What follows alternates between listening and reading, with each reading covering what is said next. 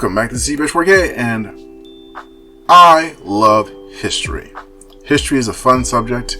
It has a lot of potential to help you understand the past, the present, and even the future if you know what you're doing.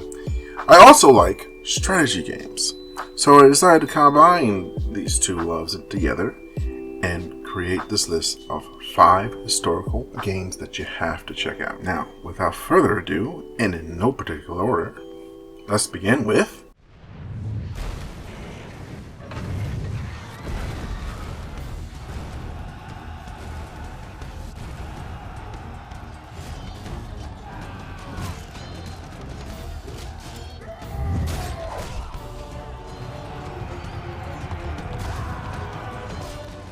Total War Medieval 2 Definitive Edition. Is published by both Sega and Feral Interactive. Also developed by both Creative Assembly and Feral Interactive. Most people who are looking for historical strategy games start with this franchise, the Total War franchise, which is a very large and very long-running franchise. Gameplay footage from various titles in the Total War franchise has been featured on the History Channel due to the authenticness of the game's real-time battles, which have been a staple from the beginning of the franchise. For those of you who are unfamiliar with the Total War franchise, they have a campaign mode that consists of 2 different modes of play. The first is real-time battles that take place on a tactical map, where you can move troops around in different formations, flank, or hit them with a surprise ambush. Now, you have a plethora of tactics you can use with your units in the battle maps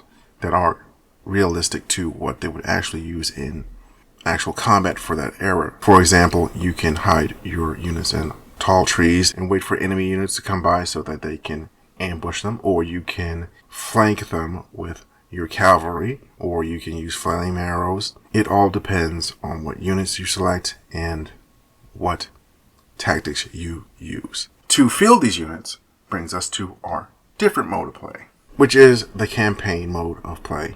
The campaign mode is basically a grand strategy game, but it's in turn-based form so that you can take your time, measure what your next moves are, how to maneuver your armies, your troops, and various other things that come with running an empire. You will have different resources that you must keep an eye on in order to grow and maintain your armies and your empire.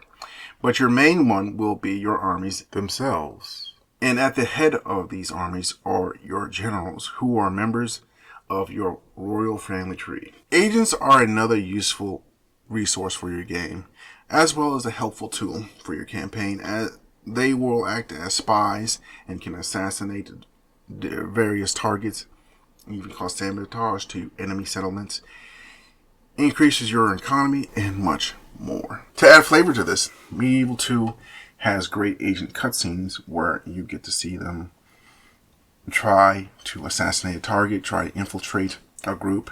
However, sometimes they kind of don't work out for the agent. Overall, the gameplay is incredibly and unique. Has yet to be truly duplicated by another company so far. Despite its age, its presentation is still excellent, especially the general speeches. The general speeches really add flavor to this game that I cannot stress enough. Men speak well of me because I do not throw lives away. I will not use false modesty and deny the charge. Indeed, I say proudly that it is true. And further, I will give you victory if you have the hearts to fight like men possessed when I ask it. The speeches vary depending on what traits your general has and what's happening in the battle currently, like who they're fighting, what they're fighting for, like if they're fighting over a settlement. CA, unfortunately, hasn't used general speeches much in their games, which is a shameful display. After all these years, CA has never come close to topping this masterpiece, which is unfortunate. But that being said, it still has tons and tons of jank. like bad troop AI sometimes. Sometimes they get stuck on things or they wander off in some awkward manner. And there's other things that are kind of janky about it. Just know that it's an older title and it will have problems on many PCs. So watch out for that. But despite all of its issues, it is still considered the greatest historical Total War out of the entire Total War franchise. I would recommend this to people who are curious about the Total War franchise and who are looking for a good first entry. Here it is. Total War Medieval 2 Definitive Edition.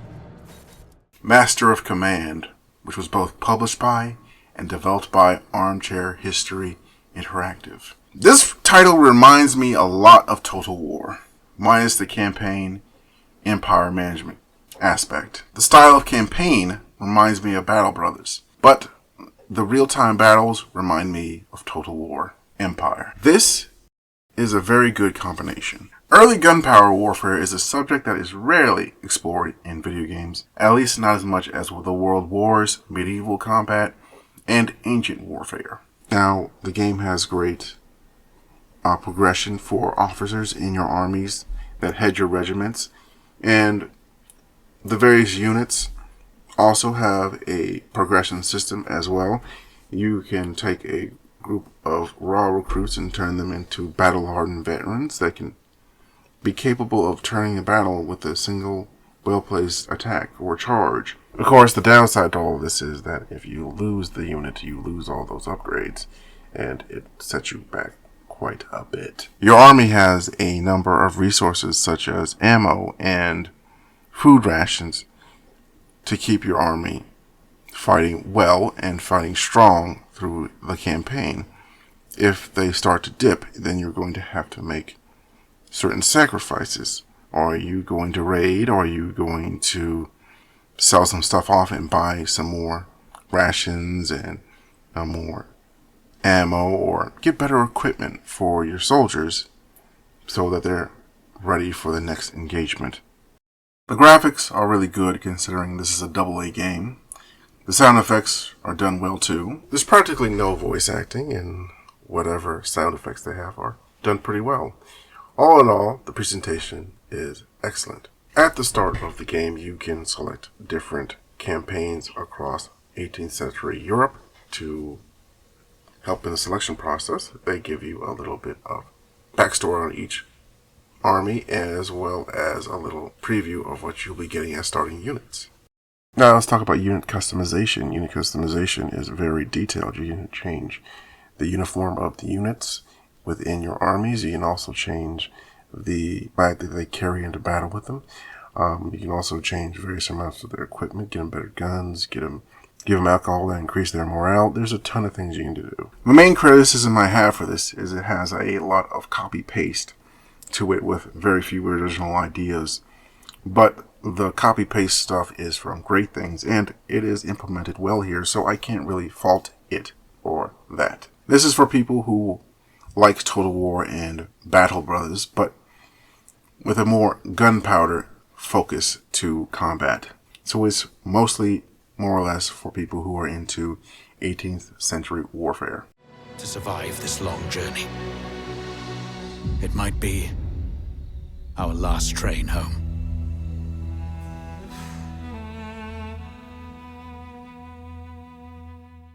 The Last Train Home, published by THQ Nordic and developed by Ashbourne Games. It's inspired by real-life events that happened after the First World War. This story follows a group of Czechoslovakia legionaries who are lost and are trying to find their way home through the Russian Civil War, post-World War I. The story had some very interesting turns from the start that really hooked me. Once that happened, I really got into it, and I really started to enjoy not just the gameplay, but the story as well. In The Last Train Home, you have real-time battles and a real-time campaign map. In the real-time campaign map, you are managing a train that basically moves you forward to getting home. All these cars help you in battle and in the campaign because they both bleed well into each other and enhance each other. All soldiers have traits and stats, making each one unique, as well as a list of roles they can take. Basically, so they have a job to fit into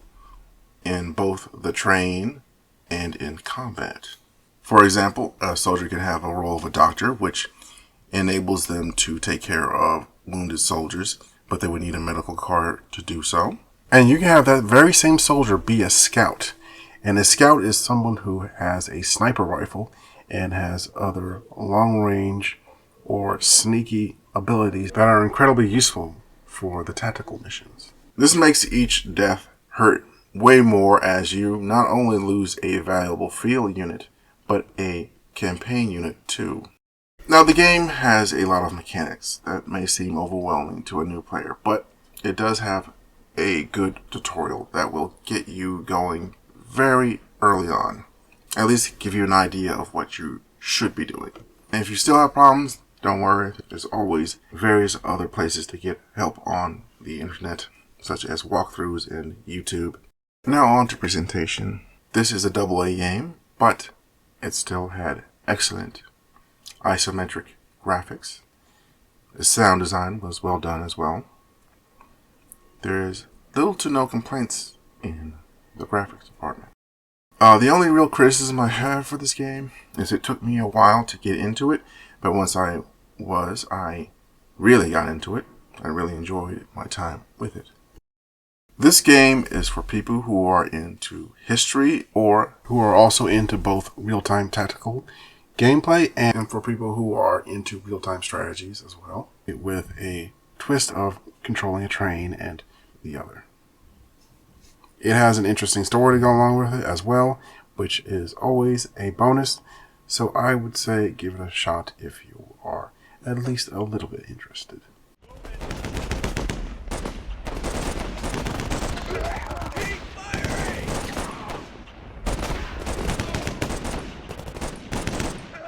Warfare Legacy Collection is published by Armor Games Studios and developed by Conars Games. You play across the World Wars through different historical battles that happened during the World Wars, including, but not limited to, the Battle of the Bulge. This game features a tug-of-war style of gameplay where you basically hold back troops or you push forward, and it's really out of your control when you start to push forward, but you can always bring in more troops, activate special abilities. It is one of those games where you have to use very careful planning and strategy in order to advance. There's two main ways to win. The first way is to reach the goal, which is the other side of the battlefield, and you automatically win. The other way is you have a moral victory, which is cause enough moral damage to your opponent to have their moral bar go down completely. You can see it at the top of the screen. As I said, you have to know how to hold your forces and push forward when it is necessary and use certain special abilities. The gameplay looks very simple at the onset, but quickly proves itself very complex as you play. As you spend more time with its mechanics, you quickly realize how complex the whole game is.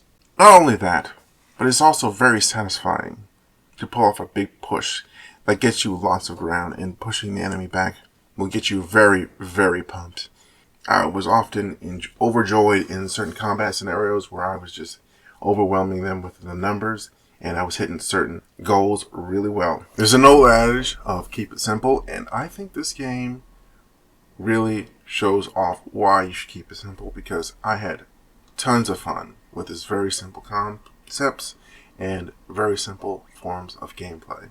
There's very simple concepts and it's a very simple form of gameplay. The graphic style here looks very appropriate, as the setting gives off a gritty warfare feeling, and the graphics reflect it so well as a perfect match. Despite its flexibility, however, it is lacking considerably in depth if you give it a closer look. This game is for people who enjoy the tug-of-war style of gameplay it uses, and it's kind of reminds me of games like War Pips. And if you ever played War Pips, you know what I'm talking about.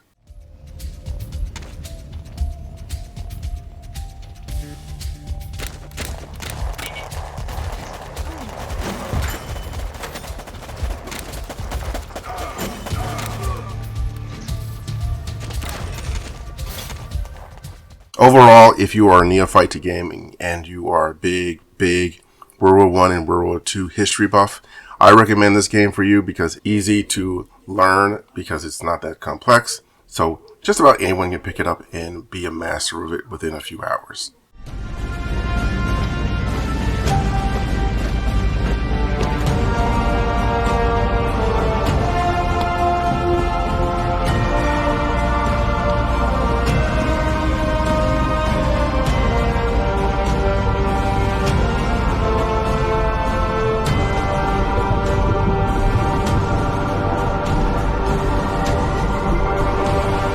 U-Boat is published by Playaway SA and developed by Deep Water Studio. In this submarine simulator, you play a U-boat captain that must make very tough choices during World War II, as you are on the losing side this time, as you play as a German officer in charge of their very own U-boat. Despite its interesting premise, most of the time you'll just be waiting for things to happen. But when it does, it is going to be some of the most intense gameplay you've ever had. But I would also warn it's also going to be very, very difficult and complex to play because there's a lot of things that you have to do to run a submarine. Like the air filtration system, the pressure.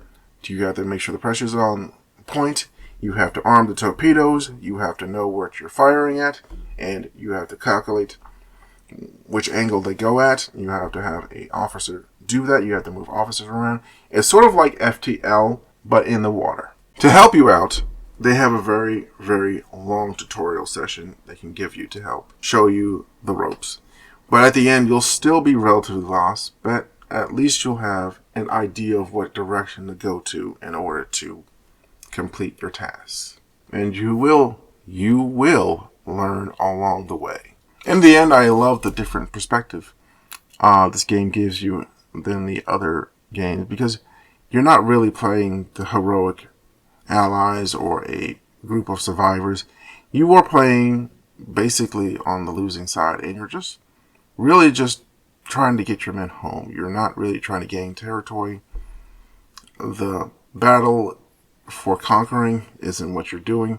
You are basically screwing up the British logistics support. You are trying to maintain some sort of stranglehold in the seas from the British people. And it has a sense of you're not going to win this, but you are giving one hell of a fight. And it's more or less about not winning, but more about getting your people home. And, well, if that's not a worthy struggle, then I don't know what is. So the beginning of the campaign starts with you picking where you would like to begin your campaign. Would you like to begin it early in the war, where the Germans are doing better? Or would you like to do it in the later parts of the war, where the Germans seem to be losing and it's more of a struggle?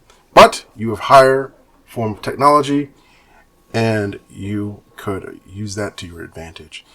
And along the way, you'll be able to recruit new crewmen, new officers to join your submarine, and they all have special skills. It's a very complicated and integrated system, and it comes with trade-offs. And you can also leave some of your officers at the base harbor so that they can do research to get better technology for your submarine. It has a lot of things to it, which I think could be very attractive to people who like very deep and very complex games. Once you get into the game, even the lows of travel will be fun for you, because you'll just be watching your various officers and sailors move around. And then there's the highs of well, battle, which are always going to be chaotic, and you will always be trying to evade, survive, and outwit your opponent. Some of the vocal performances were low to me. That might be just my PC setup. And the various human character models looked a little bit basic, but it still was decent AA quality. The water effects looked excellent. I thought they did a good job in that area. But my biggest criticism I have is you have to spend great deals of time with little to nothing to do. Now, I know I said it wasn't a big deal, but it still comes up and it can still be a deal breaker for a lot of people. I just want you to be aware of that. Also, it's very complex, and some people do not do well with very complex games. It's not for neophytes. It's for people who understand strategies and simulations. So I would recommend you get into the tutorials or watch a few YouTube videos or look up a few walkthroughs and try and figure out how to maneuver the ship, because it can be a very difficult task if you're new to gaming and you jump in with this title. If you enjoy complex games, then I would recommend this game for you, especially if you like submarine simulators, like the Silent Hunter franchise.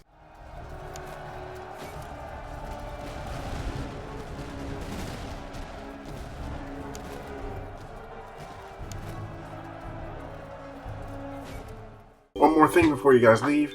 While I do recommend these games, I also recommend you check out full reviews on various websites and just check out Steam, because they do have decent reviews there as well. And just give yourself an idea of if you really want to buy this game. I just wanted to introduce these games to you and let you make the decision all on your own. Also, in the end screen here, there should be a nice list of various mercenary games you can get into. Finally, happy holidays, Merry Christmas, Happy Hanukkah, Happy Kwanzaa, Happy New Year, and whatever else you celebrate for this momentous time of year. I hope you enjoy it. I also hope that you're very safe. Take care of yourself. If you like what you heard and you want to hear more, then don't be afraid to hit the subscribe button or the like button. It's a great way to inform me when you like something that goes up on the channel, and it gets me to do more things like this. The reason why I like to do these 5 games list is because people like them. They hit the like button, they subscribe to the channel, they view them. If you want to inform a YouTuber of what you like, then the like button is the trick to that, as well as the subscribe button. Thank you so much. I'll see you in the next one. Take care.